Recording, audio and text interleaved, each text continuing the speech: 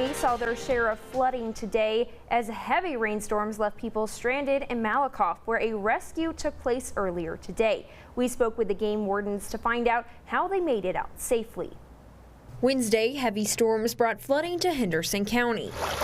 A lot of rain last night, which caused a lot of flash flooding. The heavy rain stranding 2 construction workers at a job site near Malakoff when water started rising quickly. They were working and water came up really quick and really swift and kind of stranded them on top of a couple of their pipes. Game wardens say instead of trying to get to safety by driving into the high water, they made the right choice and called for help.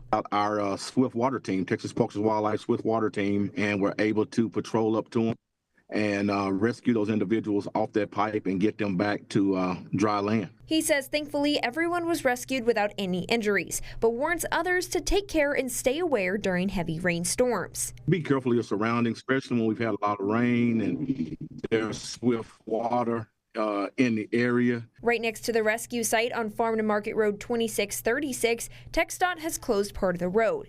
When it rains a lot, just expect it. People that live around this immediate area, they know that. They know this. According to Henderson County, as of Wednesday, around 11 roads remain closed. I go home this way sometimes, and I knew it would be like this. And areas in West Henderson County around the Trinity River are under a river flood warning.